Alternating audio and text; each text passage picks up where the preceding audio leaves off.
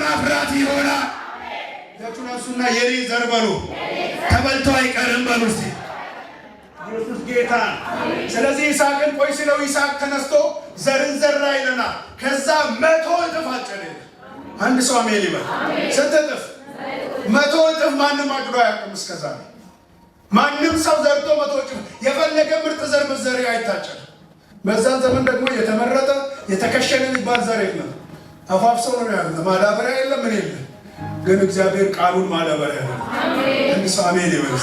ኪዳኑን ማዳበሪያ ያደርግለታል። ጸሎቱን ማዳበሪያ ያደርግለታል። እኔ ለአንድ ሰው መልእክት አለ። አልተጠበቀም ያንቺ ጉዳይ ታምራት ሆኖበታል። አልተጠበቀም 2018 አንቺ አልተጠበቅሽም።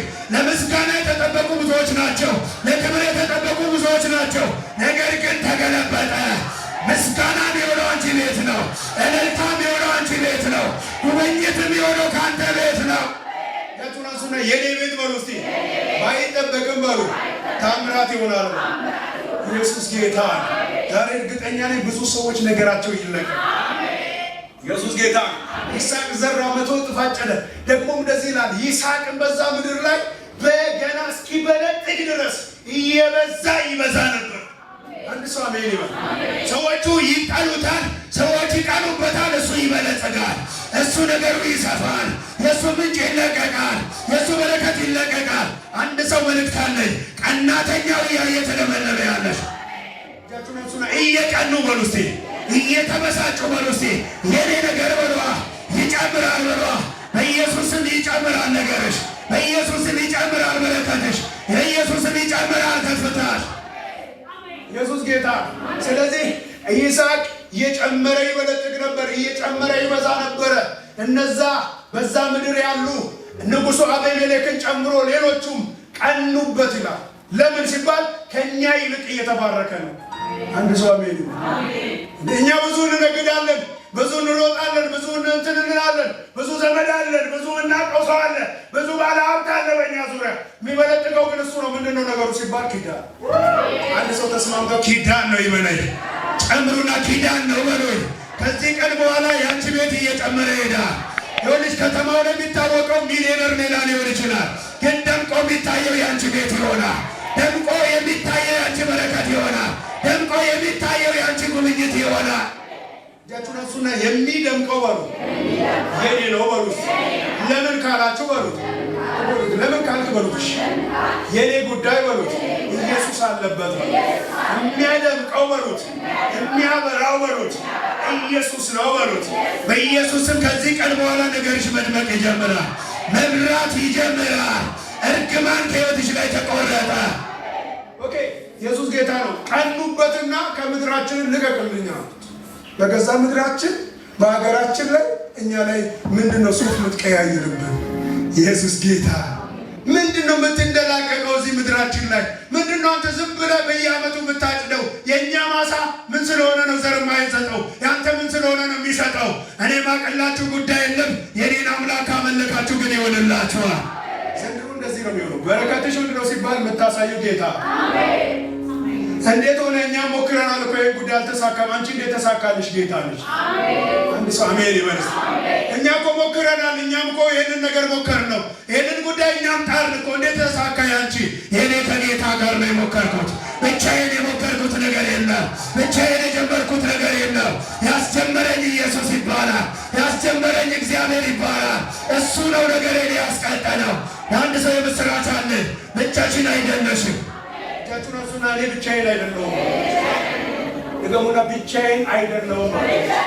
ከኔ ጋር በሉ እስቲ። የሚረዳ በሉ እስቲ። የሚያከናውን በሉ እስቲ። ነፃ የሚያወጣ በሉ እስቲ። ቀንበር የሚሰብር በሉ እስቲ። የሚያበዛ በሉ እስቲ። የሚባርክ በሉ እስቲ። አምላክ አለ በሉ። በኢየሱስ ስም አምላክ አለ። መርገም የሚሰብር አምላክ አለ። ወጥመድ የሚሰብር አምላክ አለ። የሚያሳልፍ አምላክ አለ።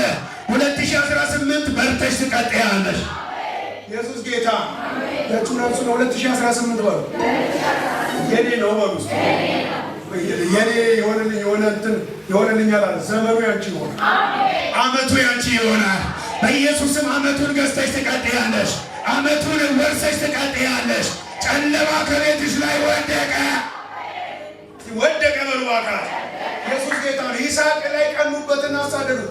ይስሐቅ ከነበረበት ከፍታ ከነበረበት የክብር ስፍራ ወርዶ በሸለቆ መኖር ጀመረ ይለናል መጽሐፍ። በጣም የሚገርማችሁ ነገር ቆይ ላንብብላችሁ። ኢየሱስ ጌታ ነው።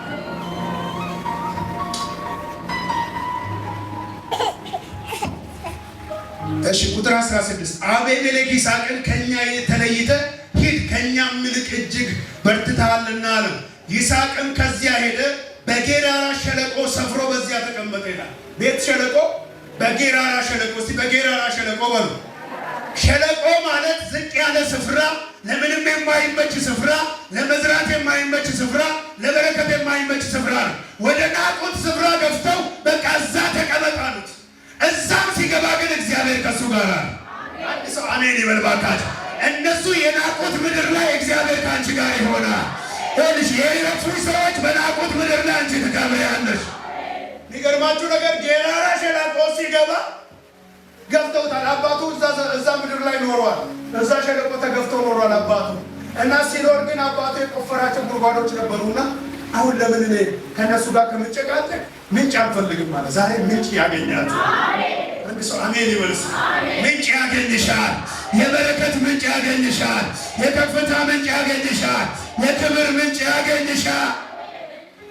ሲቆፍር ምንጭ ያገኘ ምንጯን አዩና መጡ። አሁንም ከዛ ያባረሩ ሰው ተከትለው ሸለቆ በዛ ሱም ሲያባረሩት ቅድም ለም ነው ያሉት መሬት ተገልጦባቸው ለካ ጉዳዩ ከመሬቱ ጋር አይደለም ከኪዳኑ ጋር።